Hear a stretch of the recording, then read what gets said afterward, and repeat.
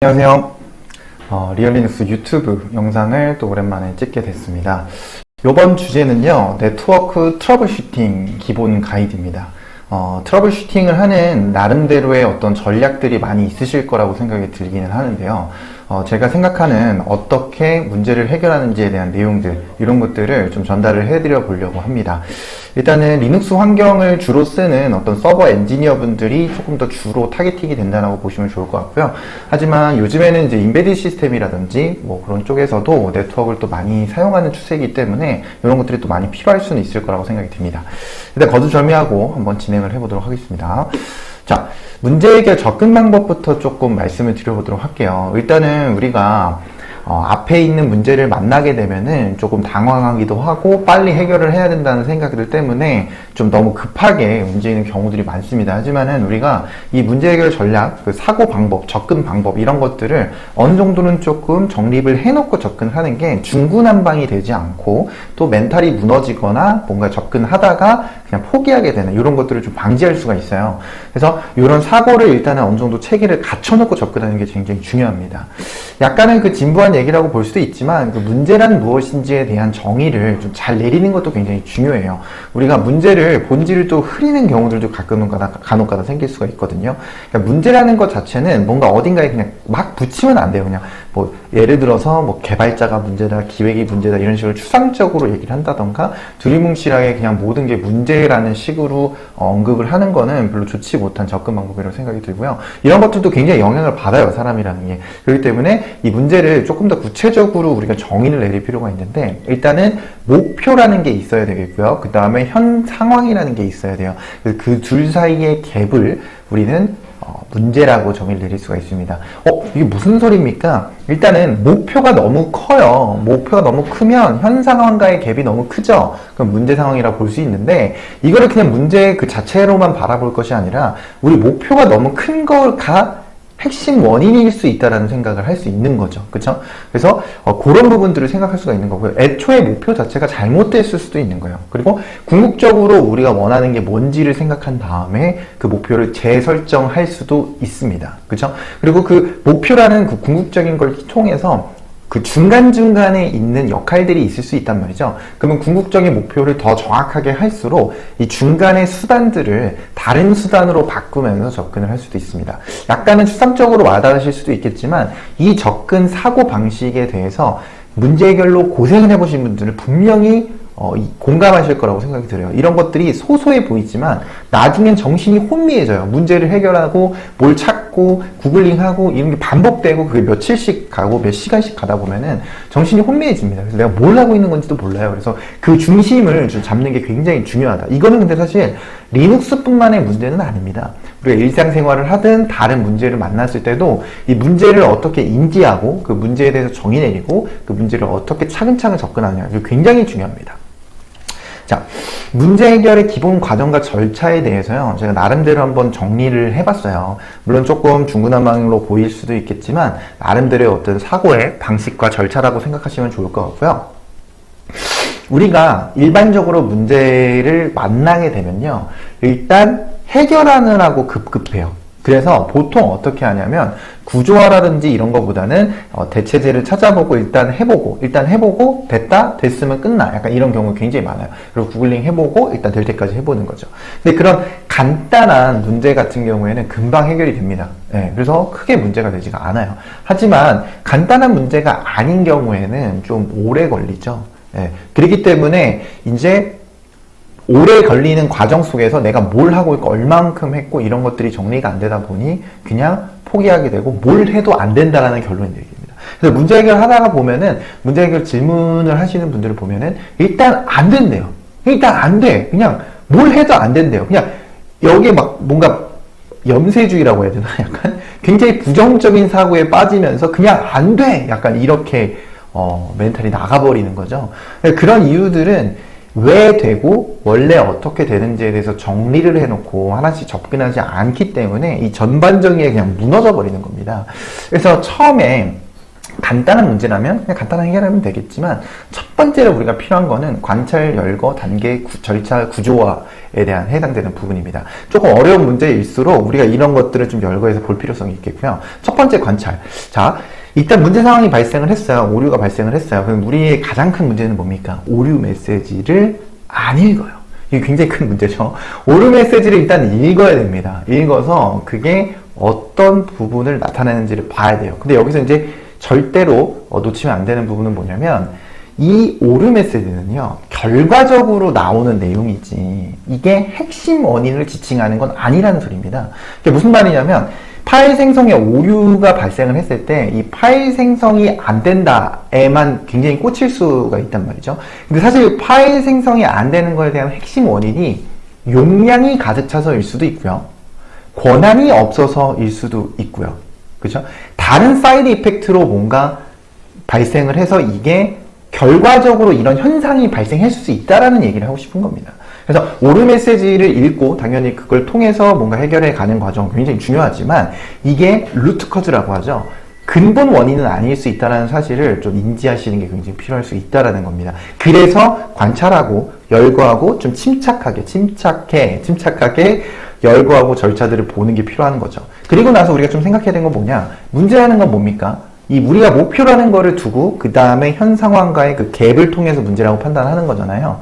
그렇기 때문에 목표가 우리가 뭔지를 좀 더 다시 한번 생각할 필요가 있어요. 이게 좀 깊게 생각하다 보면 결국에 기회까지도 올라갈 수는 있습니다. 이게 우리가 목표가 뭐야? 파일 생성하는 게 목표야? 근데 이건 사실은 중간 목표일 수 있는 거고, 예를 들어서 웹서버를 실행하는 게 궁극적인 목표야. 그런데 그 궁극적인 목표에서 또 올라갈 수도 있기는 하죠. 그런데 어쨌든 어느 정도 그 적당한 뎁스를 기준으로 궁극적인 목표를 찾았다면 그거를 하기 위한 중간 수단들을 변경할 수도 있고, 그 중간 수단의 그 과정을 절차화해서 거기서 뭐가 필요하고 왜 필요한지를 하나씩 진단을 해볼 수가 있게 되는 거죠. 그렇기 때문에 첫 번째로는 단계를 절차화하고 열거하고 이런 부분들이 구조화하는 것들이 필요할 수 있다. 그러면 그 과정 속에서 우리가 접근할 수 있는 거는 일단은 그 중간중간의 부분들을 바꿔보고 실험해보고 테스트해보면서 왜 그런지를 좀 찾아보고 해결될 때까지 한번 해보는 방식이 있어요. 이것도 좋은 접근 방식이에요. 하지만 기준을 잡고 하느냐 아니면 기준 없이 그냥 무지성으로 구글링하고 때려박고 이런 거냐, 이거 굉장히 큰 차이점이 있는 거죠.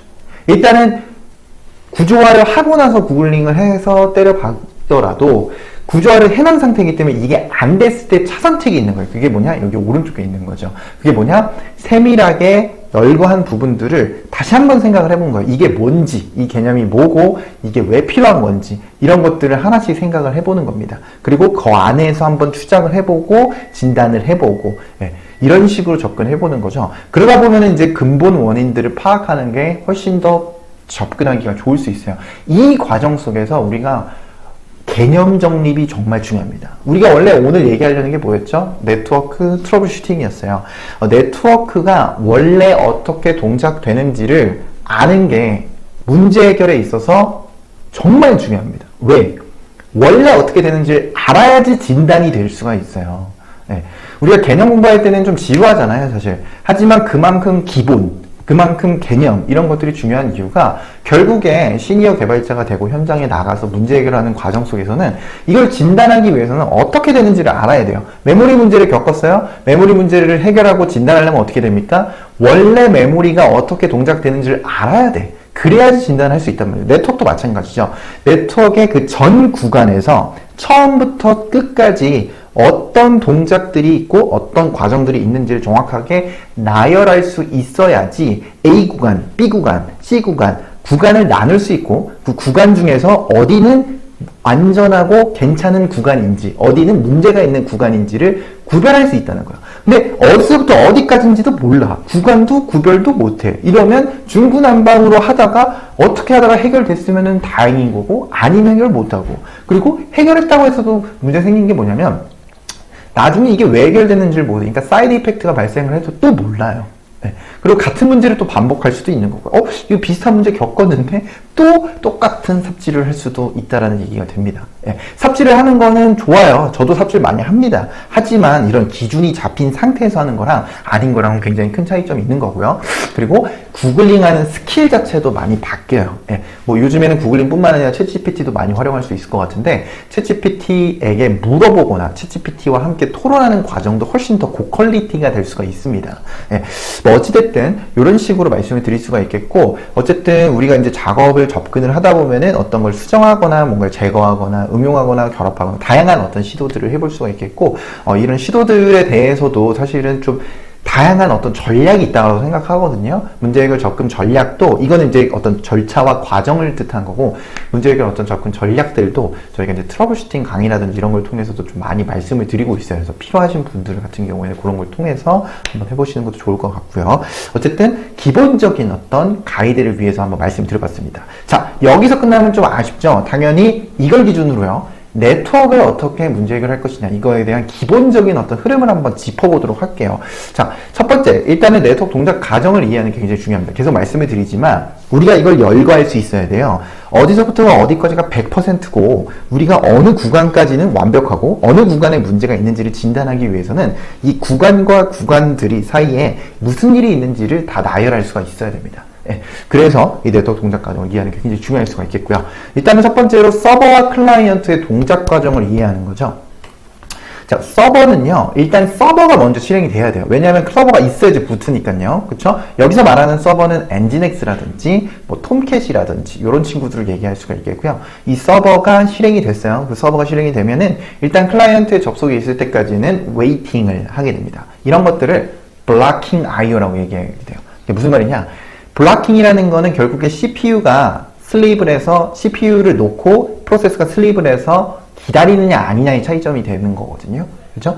그러면은 클라이언트에게 어쨌든 동작이 뭔가 오지 않기 때문에 액션, 리퀘스트, 뭐 get이라든지 post라든지 이런 게 오지 않기 때문에 보통 S 상태로 슬립을 하고 있죠. 그래서 보통 엔진엑스라든지 여러 가지 웹서버 프로그램들을 보면은 계속 R 상태로 있는 게 아니라 S 상태로 그냥 기다리고 있는 경우들이 많습니다. 근데 패킷이 오고 이러면 웨이크업 되면서 처리를 하는 게 기본적인 방식이죠.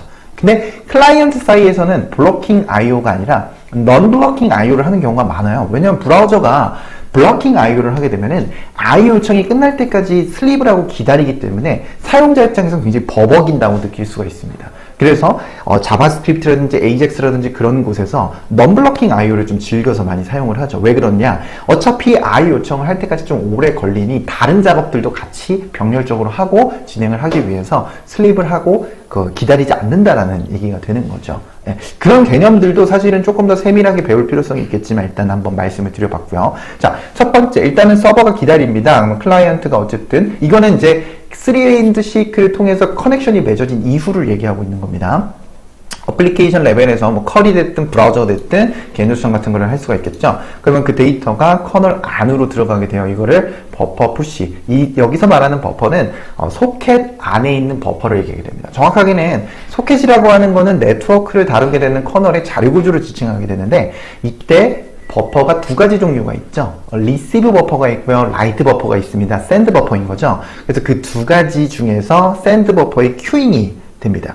뒤에서도 얘기하겠지만 이때 큐잉이 된 버퍼, 샌드 버퍼와 리시브 버퍼를 확인하는 방법이 있어요. 그게 뭐냐? SS라는 명령어죠. SS 명령어를 레스로 잡아서 한번 보여드리게 되면은 지금 소켓에 대한 어떤 상태들을 볼 수 있으면서도 리시브 큐와 샌드 큐를 볼 수가 있겠죠. 이 부분이 결국에 커널 안에서 네트워크 자원을 관리하게 되는 소켓 안에 있는 리시브와 샌드 버퍼를 지칭하게 됩니다. 이런 식으로 좀 개념을 알았으면은 항상 명령어를 통해서 모니터링이든 추적 도구든 매핑을 시키는 게 굉장히 중요해요. 그래야지 우리가 문제 해결을 할 때 굉장히 잘 할 수가 있습니다. 왜냐하면 개념만 알아서도 안 돼요. 개념을 알고 나서 그거를 진단하는 방법, 추적하는 방법을 알고 있어야지 그걸 정확하게 알고 있는 겁니다. 그 구간들을 알았으면 구간들을 살펴볼 수가 있어야 되는 거죠. 네. 그래서 뭐 T샤크라든지 SS, 뭐 NetState라든지 그리고 또 뭐가 있을까요? 뭐 TCP 덤프라든지 뭐 이런 것들은 기본적으로 다룰 수 있어야 돼요. 거기서 플러스로 트레이스 포인트 같은 것도 잘 다룰 수가 있게 되면은 훨씬 더 진단하는 능력이 굉장히 좋아지게 됩니다. 네. 그래서 개념 정립을 하실 때는 항상 명령어랑 함께 하시는 걸 굉장히 추천을 드리고요. 자, 보면은 두 번째 어쨌든 버퍼에 들어왔죠. 그러면 그 버퍼에 들어온 것들이 패킷이 들어왔는데 그 패킷 데이터에 대해서 완성을 시키기 위해서 헤더를 붙입니다. 그런 과정들을 커널 안에서 하게 되죠. 커널 같은 경우는 대표적으로 L4, L3, L2가 구현이 되어 있고요. 그 과정에서 패킷이 일단 구성이 됩니다. 패킷이 완성이 됐어요. 따지자면 우편물이 있으면 주소지도 합쳐진다는 얘기가 됩니다. 그 패킷이 바깥으로 빠져나오게 되죠. 패킷이 구성되는 과정 속에서 이런 레이어를 거치게 되는데 시스템 콜, 버추얼 파일 시스템, 소켓 레이어, TCP, IP, 디바이스 드라이버 이런 과정들을 좀 거치게 됩니다. 그래서 완성된 패킷이 바깥으로 나가게 되죠. 그렇게 되면은 지금 우리가 구간을 나누게 되면요. 첫 번째, 어플리케이션 레벨에서 처리가 되는 부분들이 있어요. 뒤에서도 보겠지만 어플리케이션 레벨에서 그 처리가 되는 가장 대표적인 게 HTTP 통신 방식 과정입니다. 이런 것들이 이제 처리가 될 수가 있겠고요. 그 다음에 이 밑으로 들어와서는 커널 레이어에서 벌어지는 거고, 뭐 TCP 레이어에서 벌어지는 일들도 있을 거고, IP 레이어에서 벌어지는 일들도 있겠죠. 그런 식으로 구간을 나눌 수 있는데 크게는 커널 구간으로 나눌 수가 있습니다. 그 다음에 패킷이 나가게 되면 결국에 하드웨어 레벨로 떨어지게 돼요. 그러면 첫 번째로는 내가 갖고 있는 네트워크 카드를 기준으로 처리가 되는 로컬 하드웨어 레벨이 있을 수 있겠고요. 이게 게이트웨이로 빠져나가잖아요. 빠져나가게 되면 게이트웨이 장비라든지 여기서 보안 어떤 설정이라든지 이런 거에 따라서도 영향을 받을 수가 있죠. 그 다음에 이게 패킷의 라우터를 거치면서 외부로 나가게 되는데 그때 외부에 있는 그런 라우터들에게도 영향을 받을 수가 있습니다. 왜냐면 MTU라고 하는 패킷을 보내는 사이즈 때문에 패킷이 나는 1000 사이즈를 보냈다고 하더라도 그게 뭐 700, 300 이렇게 나눠질 수 있어요. 외부에서. 이런 부분들도 사실은 우리가 개념 정립할 게 지금 전부 다 할 수는 없어요. 사실 시간적인 제한들도 있고 하기 때문에 내용들도 너무 방대하기 때문에 하지만 조금 압축적으로 지금 전달을 해보고 싶은 거고요. 이런 것들이 어쨌든 내 머릿속에 정립이 되어 있어야 된다. 그래야지 네트워크의 1부터 100까지를 알고 있다라고 볼 수 있겠고요. 물론 그게 세부적으로는 모를 수는 있겠죠. 근데 이 뎁스 조절을 좀 어느 정도 해야 돼요. 한 4뎁스, 5뎁스 너무 깊게는 못 들어가더라도 어느 정도는 알고 있는 상태에서 1부터 100까지는 다 알고 있어야 된다는 거죠. 그러면은 거기서 필요하다면 더 깊게 들어갈 수는 있겠고 하지만 1부터 100%까지는 딱 정확한 거죠. 그러면 여기서 빈틈없이 진단을 내릴 수는 있는 겁니다. 그래서 요 개념 정립이 굉장히 좀 중요해요. 그래야지 문제 해결 진단도 들어갈 수가 있는 거고 또 문제 해결을 더 잘 들어가려면 각각의 그 구간별로 추적하거나 모니터링 이런 스킬들도 같이 디벨롭하는 게 필요할 수가 있겠죠. 그래서 어쨌든 그 패킷이 바깥으로 나가서 라우터를 거치면서 패킷이 도착할 수 있겠고요. 그때 트레이스 라우트라는 명령을 통해서도 확인이 가능하죠. 그러니까 라우트를 거치는 과정들을 트레이스 라우트라는 명령을 통해서 내가 예를 들어서 www.google.com까지의 과정에서 몇 개의 라우터들을 거쳐서 도착을 했는지 이런 것들을 또 추적해 볼 수도 있죠. 그래서 어쨌든 패킷이 도착했습니다. 패킷이 도착할 때 이 패킷을 일단 보내는 거는 동의어로 TX, Transmit, Xmit 이런 것들이 있겠고요. 패킷이 도착하고 나면은 인터럽트가 발생을 하죠. 인터럽트가 발생을 해서 인터럽트를 처리하는 거는 두 구간으로 나눕니다. 탑F 그리고 바텀F 이렇게 두 가지로 나뉘게 되는데 이게 용어상으로는 탑F, 바텀F 반반 나누는 걸로 보이지만 실제로는 반반이 아니에요. 실제로 이거를 만약에 명령을 통해서 확인하게 된다면 TOP 명령을 보게 되면 여기 보이는 HR과 SR 이게 탑F와 바텀F를 지칭하게 됩니다. 이 HI가 하드 IRQ라고 해서 탑F를 뜻하게 되고요. SI는 소프트 IRQ라고 해서 바텀F를 뜻하게 돼요. 그리고 이 두 구간은요. 실제 네트워크 같은 경우에는 탑F에 대한 코드는 거의 뭐 한 0.1% 정도가 되고요. 네트워크 처리하는 인터럽트의 전 처리 대부분 99.9%는 다 바텀F에 있어요. 그리고 여기서 패킷을 까보고 처리하는 것들을 하게 됩니다. 패킷을 까보고 확인하는 것들을 다 처리를 하게 되죠. 네. 그리고 이 바텀F에서 랩 필터 로직들도 다 들어있어요. 그래서 우리가 실제로 쿠버네티스라든지 도커라든지 이런 걸 사용하게 된다면 커널 내부에 있는 랩 필터를 많이 사용하게 되거든요. 그리고 그 랩 필터가 여러 가지 포워딩이라든지 패킷을 드롭한다든지 화이트리스트, 블랙리스트 이런 것들도 관리할 수 있기 때문에 우리가 개별적으로 iptables라는 명령을 통해서도 제어를 할 수도 있습니다. 그런 것들도 다 5번, 그러니까 바텀F 로직 안에 포함이 되어 있다는 걸 알 수가 있겠고요. 그 다음에 패키지 다 완성이 된다면 리시브 버퍼에 들어가게 되고 그거를 읽어갈 수가 있게 됩니다. 그게 바로 6번 로직에 있다라고 보시면 좋을 것 같아요. 이게 압축적으로 말씀드리는 네트워크의 전 과정이라고 보실 수 있어요. 근데 여기서 이제 저희가 포함이 안 된 부분들은 뭐냐면 이 어플리케이션 레벨에서 벌어지는 거라든지 그리고 또 TCP 이외에 다른 프로토콜이 어떤 식으로 프로토콜의 과정에 따라서 처리가 되는 거라든지 이런 것들은 지금 언급이 안 돼 있고 또 네트워크의 어떤 장비들 스위치, 브릿지라든지 허브 장비들 그런 장비들이 또 어떻게 처리가 되고 게이트웨이라든지 라우터라든지 어떤 역할들을 가지고 있고 이런 하드웨어 장비들에 대한 역할들 그리고 하드웨어 장비가 소프트웨어화가 되기도 하죠. 가상 스위치라든지 브릿지 장비 같은 경우도 도커의 도커 제로 같은 거 이런 것들이 이제 가상 브릿지를 뜻하게 되죠.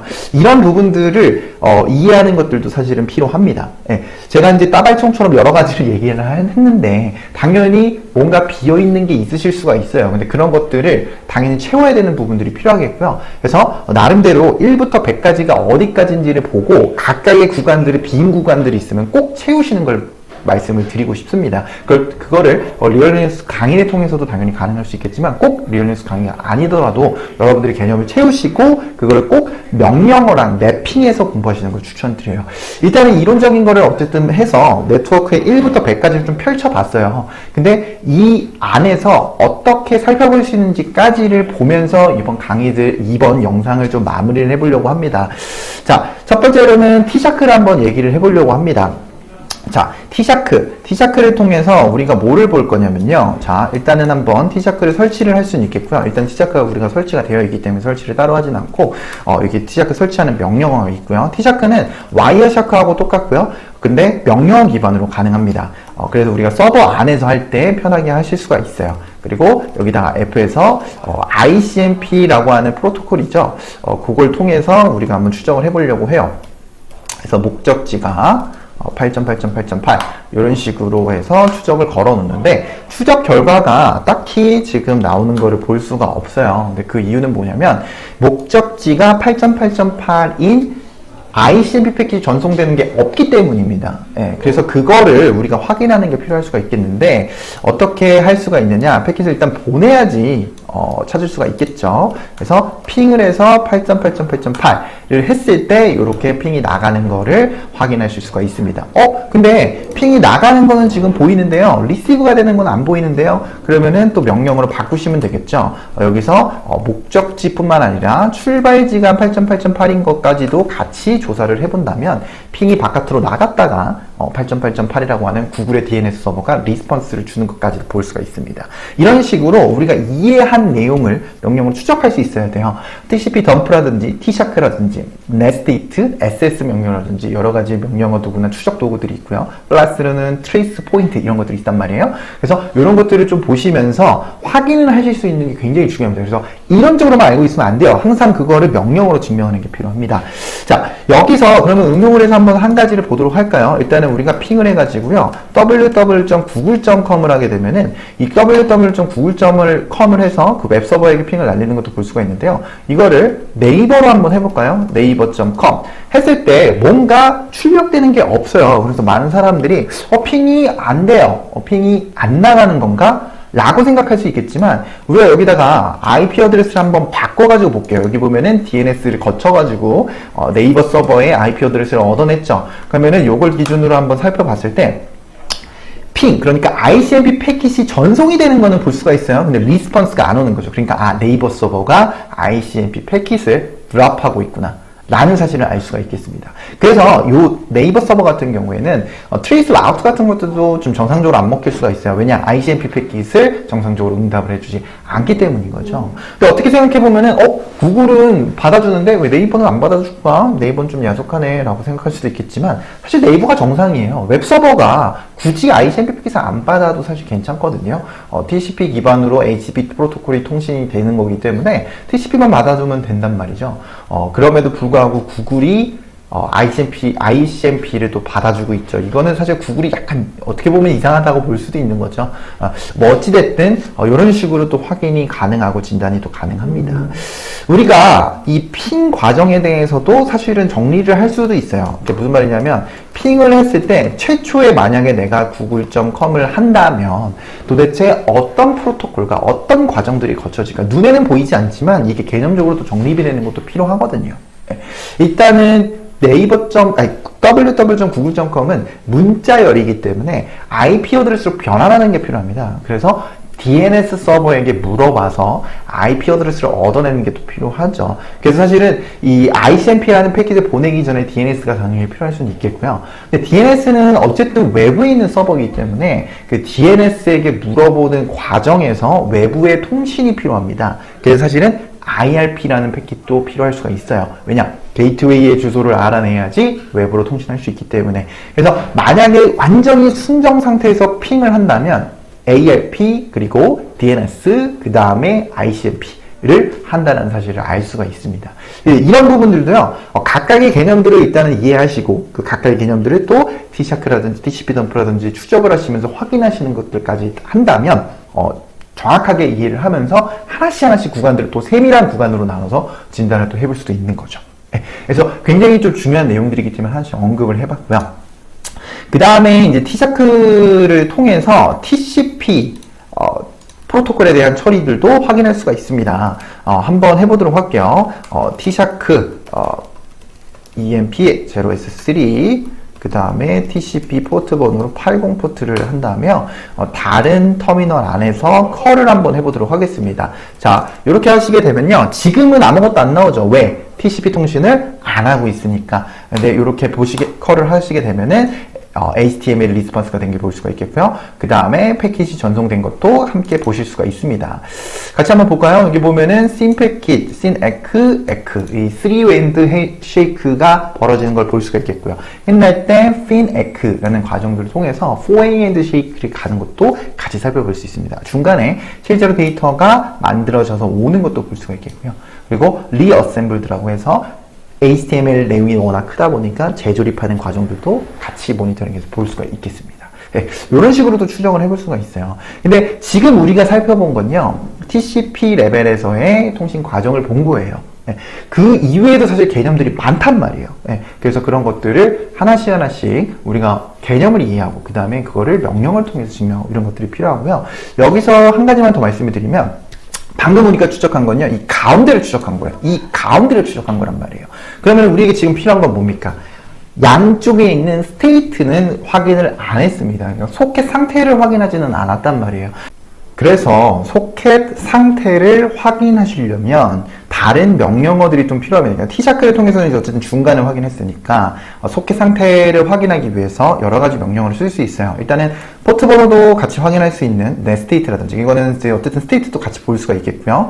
그리고 SS 명령어라든지 그리고 이제 트레이스 포인트라든지 이런 걸 통해서 중간에 있는 패킷들, 그러니까 이제 씬 패킷, 핀 패킷, 그리고 일반적인 데이터 패킷 이런 것들만이 아니라 스테이트까지도 같이 볼 수가 있게 됩니다. 그래서 그거를 한번 명령어로 한번 해보도록 할게요. 여기 보면은 일단은 sudo netstate를 해가지고요. 이제 dolpn a 뭐 이런 것들을 이제 쭉 살펴보게 되면은 이제 패킷에 대해서 이제 확인을 해볼 수가 그 스테이트에 대해서 확인해 볼 수가 있겠고요.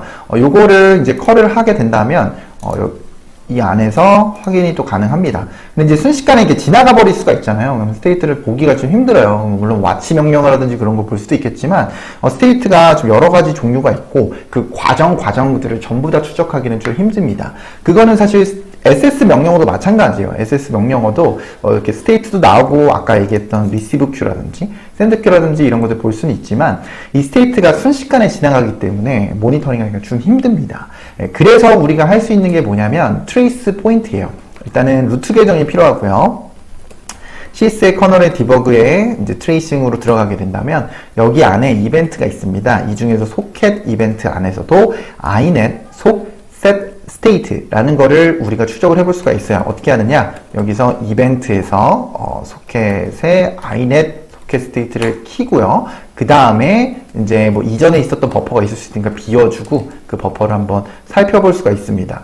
살펴보면 지금은 아무것도 안 나오죠. 네트워크 통신이 없어서라고 보시면 되겠고요. 여기서 컬이라고 요청을 해주시게 되면은 스테이트가 나오는 거를 보실 수가 있습니다. 보시면은 old state, new state, old state, new state라고 해서 스테이트가 변화되는 과정들을 더 정확하게 모니터링 해보실 수가 있겠고요. 하지만 여기서 놓치면 안 되는 거.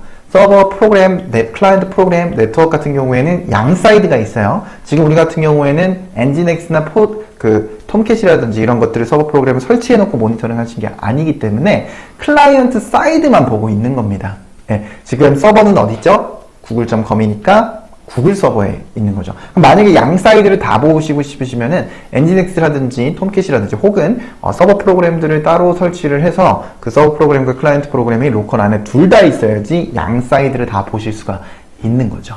네. 자, 이렇게 해서 조금 빠르게 살펴보긴 했지만 우리가 네트워크 1부터 100까지 어느 구간에 무슨 내용들이 있는지 그리고 또 문제 해결 접근하기 위해서는 원래 어떻고 어떻게 절차가 이루어지고 진단하고 어떻게 접근하는 게 좋은지 이런 것들을 좀 살펴봤고요. 그리고 각각의 구간들을 모두 다 살펴보지는 못했지만 특정 구간들에 대한 부분들을 어떻게 모니터링하고 어떻게 추적할 수 있는지들에 대한 기본적인 가이드를 좀 말씀을 좀 드려봤습니다. 자, 도움이 잘 되셨을지 모르겠네요. 어쨌든 좀 제가 접근하는 문제 해결 전략들에 대해서 한번 공유를 해봤고요.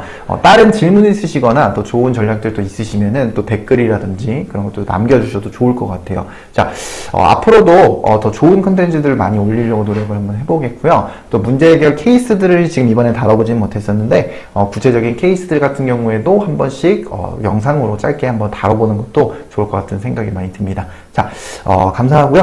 이상으로 리얼리눅스 영상 마치도록 하겠습니다. 감사합니다.